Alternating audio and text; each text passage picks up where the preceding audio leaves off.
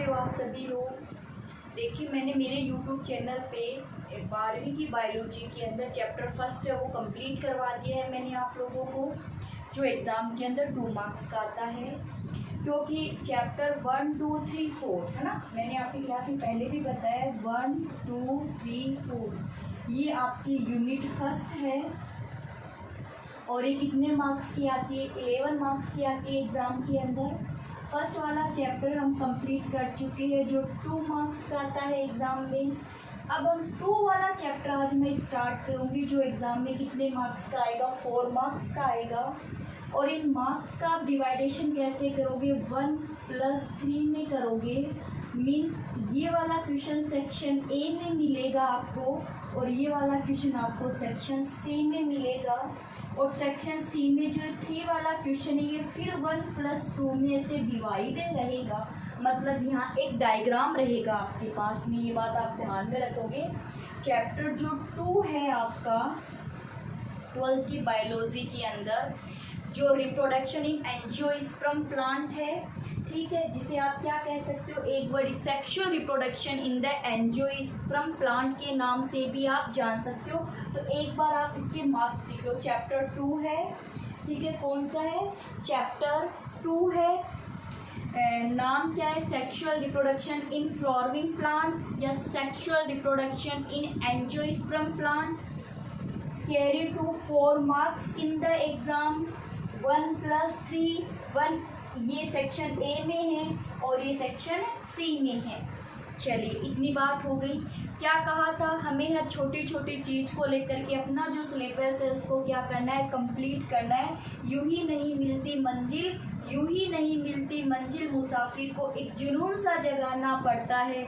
जब पूछा चिड़िया से घोंसला कैसे बनता है तो बोली तिनका तिनका उठाना पड़ता है।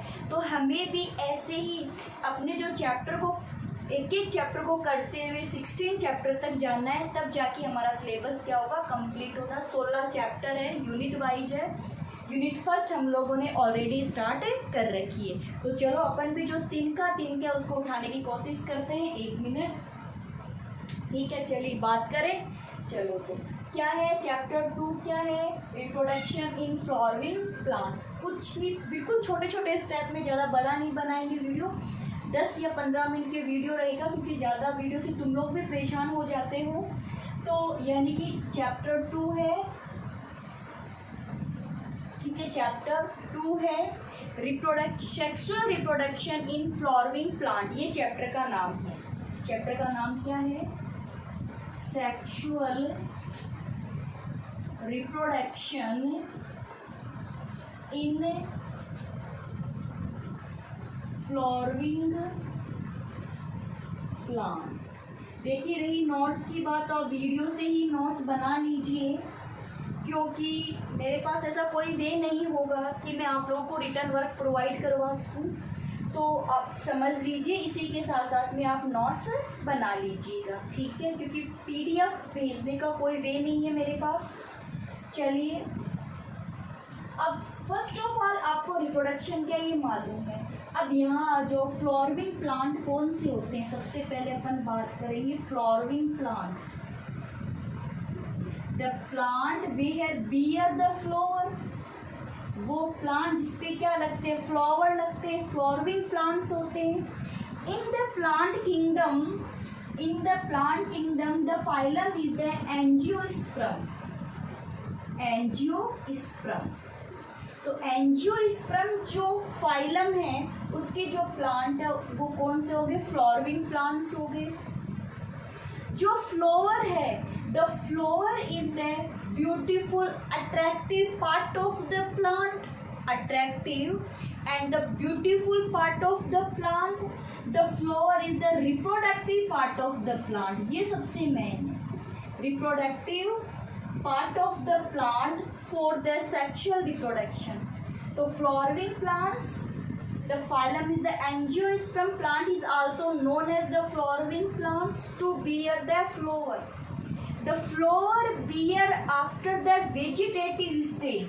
ये बात ध्यान में रखना, वेजिटेटिव स्टेज के बाद में क्या लगती है, फ्लावर लगते हैं। हमने फेजेस किए थे ना, लाइफ की फेजेस की थी फर्स्ट वाले चैप्टर में, तो वहाँ पे जो फर्स्ट थी वेजिटेटिव फेज, कि वेजिटेटिव फेज के बाद में after the vegetative phase to bear the flower is the beautiful, attractive and the reproductive part of the plant. That is clear.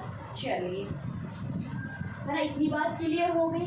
फिर अपन ये कहेंगे कि ये जो फ्लावर ये लगते कैसे हैं, है ना, तो सुनो एक बार, ये आफ्टर द वेजिटेटिव फॉर्म, है ना, यानी वेजिटेटिव फॉर्म में रूट, स्टेम, लीव्स, इन सब का फॉर्मेशन हो गया। यहाँ देखिए ये नोड है, ये इंटरनोड, और यहाँ पे मेरी बात सुनिए, ऐसे लीव्स लगती है ना।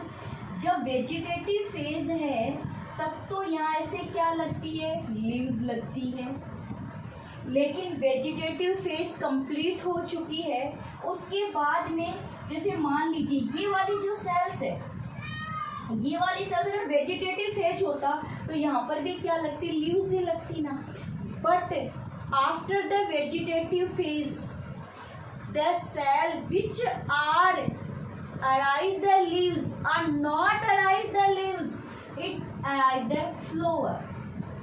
वो लीव्स ना बना करके क्या बनाने लगती है, फ्लावर बनाने लगती है। After the vegetative phase the leaf bear cells modified, leaf को बनाने वाली स्टेम पे, स्टेम की वो सेल जो लीफ को बनाएगी, लीफ का फॉर्मेशन ना करके किसका फॉर्मेशन करे, फ्लोरल बड का फॉर्मेशन कर दे। किसका फॉर्मेशन कर दे, फ्लोरल बड का फॉर्मेशन कर दे। और फ्लोरल जो बड है वो आगे जाए किस में डेवलप हो जाएगी, फ्लावर में डेवलप हो जाएगी। तो मेरी बात सुनिए, आप क्या कहोगे, the cells which produce the leaves after the vegetative phase which are not produce the leaves to develop and modified into the flower bud, develop and modified into the floral bud, the floral primordium, वो cell का नाम क्या हो गया अब, the floral primordium cells is modified for the development of the flower. अब मेरी बात सुनो, ये स्टेम चल रहा है, स्टेम की एपिकल मेरी स्टेमेटिक सेल्स होगी, सीधी सी बात है। जो सेल्स डिवाइड होकर के एक नई फॉर्म बना रही है वो सेल्स कौन सी, एपिकल मेरिक स्टेमेटिक जो सेल्स है उसमें डिवीजन हो रहा है तब तो ग्रोथ हो रही है। एपिकल मेरिक स्टेमेटिक सेल में डिवीजन बंद हो गया है, वो एक नई फॉर्म में मॉडिफाइड होगी। तो वो नई फॉर्म में मॉडिफाइड, तो एपिकल मेरिक स्टेमेटिक जो सेल्स होती है वो डिवाइड होती रहती है, मॉडिफाइड होकर के डिफरेंट ऑर्गन टिश्यू का फॉर्मेशन करती रहती है। तो यहाँ पर जो एपिकल मेरिक स्टेमेटिक सेल्स है वो किस में मॉडिफाइड हो गई है, फ्लोरल प्रीमोर्डियम में मॉडिफाइड हो गई है। और फ्लोरल प्रीमोर्डियम वाले जो पार्ट है वो किसका फॉर्मेशन करेंगे, फ्लोरल बड का फॉर्मेशन करेंगे। और जो फ्लोरल बड है वो आगे जाके क्या बनाएगी, फ्लावर बनाएगी। The apical meristematic cells is the modified the flower primordial cells. Flower primordial cells develop and differentiate to form the floral bud. The floral bud is also to develop the flower. So the flower is a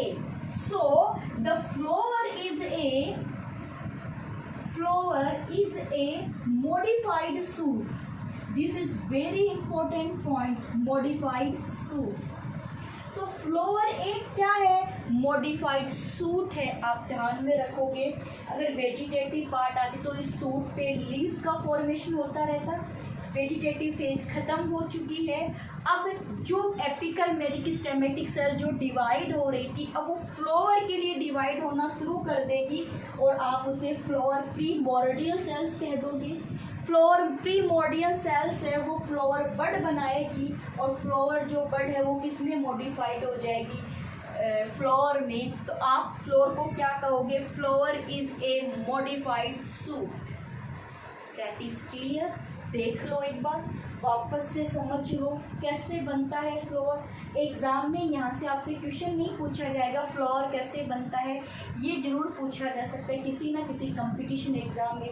floor is also a leaves modified, stem modified. तो आप क्या कहोगे, stem modified is also the shoot modified.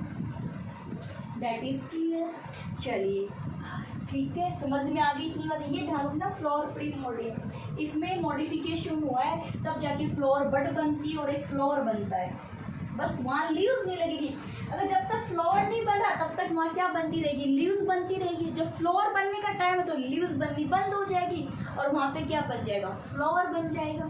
चले next अपन लेंगे structure of a flower. अगला topic क्या रहेगा, structure of the flower. तो आप क्या कहोगे, ये जो फ्लावर है उसके 2 पार्ट्स में डिवाइड है, ठीक है, या 4 हॉर्न में डिवाइड है, या कह दो 2 पार्ट्स में डिवाइड है। एक पार्ट का नाम तो हो गया असेसरी, असेसरी ऑर्गन। आपको भी ऐसे ही चार्ट बनाना है। एक तो क्या हो गया असेसरी ऑर्गन और एक हो गया असेंशियल। असेंशियल, अच्छे स्पेलिंग अच्छे से तो नोट्स बना रहे हो ना। असेंशियल ऑर्गन, ठीक है। असेसरी ऑर्गन का ही, असेंशियल ऑर्गन का ही दूसरा नाम है रिप्रोडक्टिव ऑर्गन।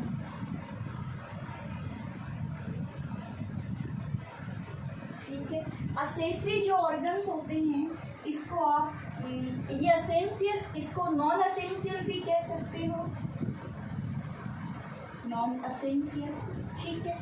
अब इसमें कौन कौन से आते हैं असेसरी में, असेसरी में एक तो आएंगे सेपल, सेपल्स और पेटल्स, ठीक है। असेंशियल में कौन कौन से आएंगे, एंड्रोसियम, या फिर आप उसे क्या करते हो स्टमेन, मेल पार्ट, कोई भी नाम दे दो, है ना। एक सेकंड इसमें आप दोगे गाइनोसियम,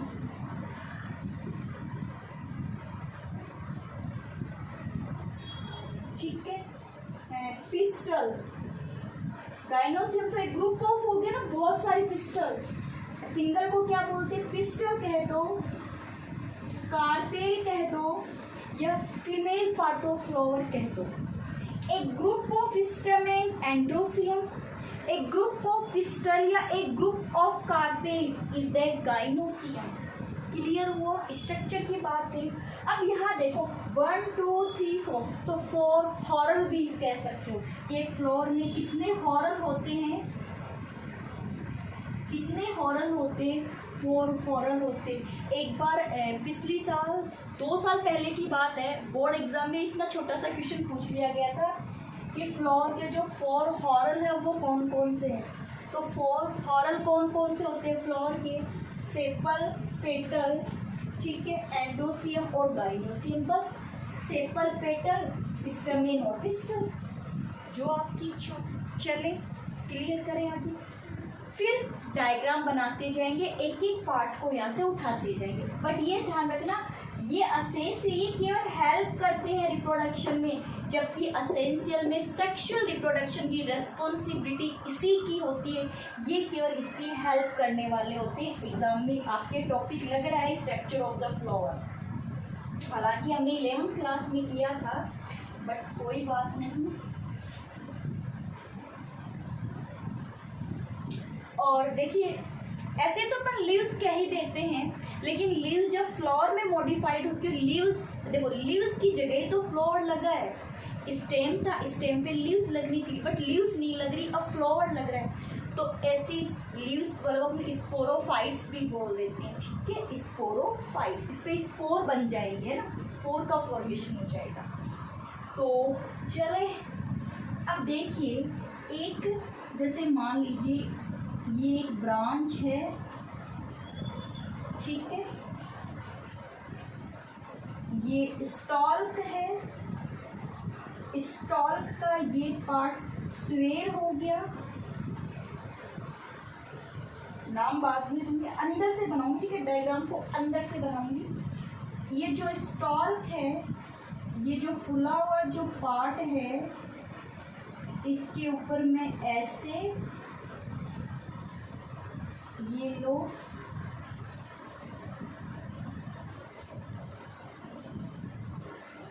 ठीक है, यहीं से रफली डायग्राम बना रही हूँ, ये ध्यान रखना, बना दिया, ठीक है। यहाँ से अब मैं बना दूँ कुछ कलरफुल पार्ट्स। ये आपको ऐसे कलरफुल स्ट्रक्चर दिखाई देगी, मेरी बात समझ में आ रही होगी, मेरी बात समझ में आ रही होगी, ऐसे दिखाई देगी जी, है ना, कैसे भी बना लो रे। ये लो, यहाँ से आपको ये नहीं चल रहा, चल जाएगा, दिख रहा है, ये लो जी, एक मैंने ये टिपिकल डायग्राम बना दिया था ना, ऐसे ही नॉर्मल जो डायग्राम बनता है वो मैंने आपको बना दिया समझाने के लिए। चले देखते हैं, इधर देखिए, ये स्टेमेन, ये जो स्टॉल्क बना है, आप इसको बोलते हो पेडिकल। पेडिकल का जो पार्ट स्वेल हुआ है, the swell part of the pedicel is known as the thalamus. The greeny portion is known as the sepal. The old sepal is also known as the calyx. ठीक है, ओल sepal, एक को sepal बोला, ऐसे बहुत सारे हो जाते तो आप क्या कह देते हैं उनको, क्या बोलते हैं आप उनको कहते कैलिक्स, ठीक है, आप उनको क्या कहते कैलिक्स। फिर the colourful portion, the colourful yellow colour, है ना, पिंक कलर, वाइट कलर, जैसे धतूरे का वाइट कलर होता है, चाइना रोज का कलर आपने देखा है, तो वो क्या है, petal. All petal is also known as the corolla. The single colorful part is the petal. The all colorful part is known as the corolla. Inside the corolla, a male portion is present, is the stamen. One is the stamen. The whole stamen is also known as the androecium. Also known as the androecium. ठीक है, in inner side, the completely inner side to present the pistil and otherwise is the carpel. ये तो मैंने एक बनाई है, ये number में ज्यादा भी होती है, 11th क्लास में पढ़ा था। This name is the gynoecium. This is name is the gynoecium. G means girl, G means gynoecium. ठीक है जी, हो गया। तो ये टिपिकल डायग्राम था। सेपल है, ग्रीन कलर के होते हैं, हेल्प इन द फोटोसिंथेसिस। जो पेटल है, कलरफुल है। ये जितने ज़्यादा बड़े होंगे, ये जितने ज़्यादा सुंदर होंगे, फ्लावर उतना ज़्यादा ही सुंदर लगेगा। जब फ्लावर सुंदर लगेगा तो जो इंसेक्ट होते हैं उसकी तरफ अट्रैक्ट होंगे फॉर द पॉलिनेशन, है, नेक्टर लेने के लिए आएंगे, फॉर द नेक्टर लेने के लिए आएंगे, फॉर द नेक्टरेशन या nectar, help in the pollination. तो सेक्सुअल रिप्रोडक्शन में पॉलिनेशन होना जरूरी है। ठीक है, अब इधर देखिए, है ना, एक अब यहाँ पे जो मेल पार्ट है, वो ऐसे है। तो मेल पार्ट में एक तो हो गया फिलामेंट और एक हो गया एंथर। ठीक है, इसमें क्या क्या है, stigma style and ovary, stigma style and ovary. तो ये तो थी एक normal structure of the flower. अब मेरी बात सुनो, आगे टॉपिक ये चलता है कि फ्लावर के अंदर जो सेक्सुअल रिप्रोडक्शन के समय 3 स्टेज चलती है। फ्लावर में फ्लावरिंग प्लांट्स के अंदर सेक्सुअल रिप्रोडक्शन के लिए 3 स्टेज चलती है। Post fertilization, pre fertilization, post fertilization. हमने ये बात फर्स्ट वाले चैप्टर में पढ़ी, तो इंक्लूडिंग था, वो केवल सेक्सुअल रिप्रोडक्शन के समय, उसमें प्लांट और एनिमल का डिवाइडेशन नहीं था। बात ध्यान से सुनना, एग्जाम में क्वेश्चन आए तब। एग्जाम के अंदर अगर 3 नंबर में आपको प्री फर्टिलाइजेशन, फर्टिलाइजेशन और पोस्ट फर्टिलाइजेशन का क्वेश्चन दे रखा है 3 नंबर में, तो समझ लेना चैप्टर 2 में से आ रहा है। अगर यही बात 1 नंबर या 2 नंबर में दे रखी है तो क्या सेक्शन ए में या सेक्शन बी में दे रखी है, तो चैप्टर 2 में से पूछा है, चैप्टर फर्स्ट में से पूछा है। बात समझना, अगर प्री पोस्ट फर्टिलाइजेशन, क्योंकि उसमें भी था सेक्सुअल रिप्रोडक्शन के इवेंट समझने पड़े थे, प्री फर्टिलाइजेशन, पोस्ट फर्टिलाइजेशन। अगर एक पेपर में सेक्शन ए और सेक्शन बी में अगर ये बातें हैं तो चैप्टर फर्स्ट में से है। सेक्शन सी में अगर ये बातें हैं तो चैप्टर 2 में से है। ये क्लियर रखना अपने दिमाग में। तो हम आगे पढ़ेंगे पोस्ट प्री फर्टिलाइजेशन, यानी क्वेश्चन क्या बनेगा, सुनो। देगा वो आपको ये बात कि फ्लावर के अंदर pre fertilization, post fertilization, fertilization से संबंधित नाम देगा, फ्लावरिंग प्लांट्स में से नाम देगा। नाम ना दे तो इसका मतलब चैप्टर फर्स्ट है ना। समझ में आ गई ना, डिफरेंस समझना इस टॉपिक में, कंफ्यूज मत हो जाना बिल्कुल भी। अब मेरी बात सुनो, हम फ्लावर के अंदर प्री फर्टिलाइजेशन में क्या क्या पढ़ेंगे। आज मैं जितने पढ़ूंगी पढ़ाऊंगी नेक्स्ट डे।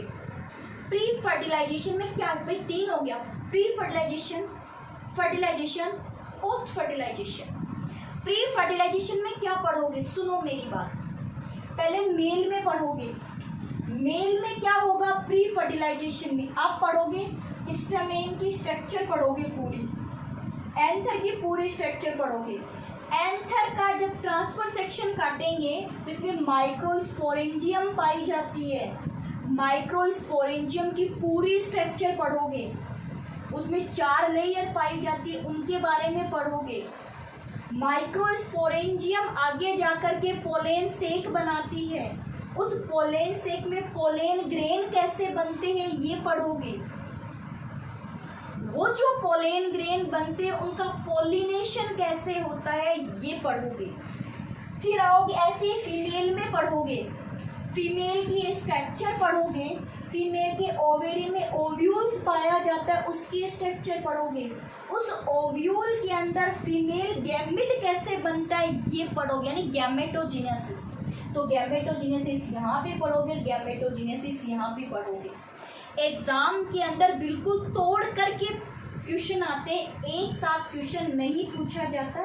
तो आज का बस मेरा यही वीडियो था, छोटा सा आपके लिए, कि आपके दिमाग में थोड़ी सी बात मैं क्लियर कर सकूं। नेक्स्ट, हाँ, फिर एक ये बात और लिख लेना कि फ्लावर की अगर फार्मिंग की जाती है, क्रॉप फ्लावर की खेती की जाती है, फ्लोरिंग कल्चर कहते हैं, है ना। एक फील्ड के अंदर फ्लावर की कल्चरिंग की जाती है, फ्लावर की फार्मिंग की खेती की जाती है, तो आप क्या कहोगे उसको, फ्लोरिकल्चर कहोगे। अगर गार्डन के अंदर फ्लावर लगाते उसको हॉर्टिकल्चर बोलते। तो हॉर्टिकल्चर के अंदर सजावट वाले फ्लावर लगते हैं, क्या लगते हैं, सजावट वाले फ्लावर लगते हैं। तो हॉर्टिकल्चर, गार्डन में फ्लावर को लगाना, फ्लावर के प्लांट्स को लगाना, और एक फार्म के अंदर फ्लावर खेती करना पूरी, है ना। एक तो अपन केवल घर के अंदर सजावट कर ले, हमें मार्केट में बेचने से कोई मतलब नहीं होता। कल्चर में, फ्लोरिकल्चर में क्या होता है, पूरे फील्ड के अंदर सेम टाइप के फ्लावरिंग प्लांट्स लगाए जाते हैं, उनकी प्लग किया जाता है, मार्केट में बेच कर के पैसे मिलते हैं। वो तरीका तो फ्लोरिकल्चर कहलाता है। एक हमने हमारा छोटा सा गार्डन है और वहीं पे सजावट के लिए पौधे लगा दिए, तो वो हमारा क्या कहलाता है, हॉर्टिकल्चर कहलाता है। ये दो टर्म ध्यान में रखना। फ्लावर कैसे बनते हैं ये वाली बात, फ्लावर एक मॉडिफाइड सूट है ये वाली बात, फ्लावर के अंदर असेंशियल नॉन असेंशियल पार्ट पाए जाते हैं। असेंशियल जो होते हैं वो रिप्रोडक्शन में हेल्प करते हैं, यानी स्टेमेन और पिस्टल वाली कहानी। सेपल और पेटल क्या हो गए, असेंशियल हो गए, नॉन असेंशियल हो गए। That is clear. आज का क्लास हमारी इतनी थी। आप साथ साथ में यहीं से देख के नोट्स लिख लेना। मैंने एक एक बात अच्छे से बताई, आप आराम से लिख लोगे, मुझे आप पे बिलीव है। ओके बच्चों, थैंक यू वीडियो। और हाँ, जिन्होंने चैनल को सब्सक्राइब नहीं किया, चैनल को सब्सक्राइब कर लो और लाइक कर दी, क्योंकि तुम लोग लाइक करते हो है ना, तो उससे मुझे मोटिवेट मिलता है कि हाँ बच्चों को समझ में आ रहा है। ओके बच्चों, थैंक यू।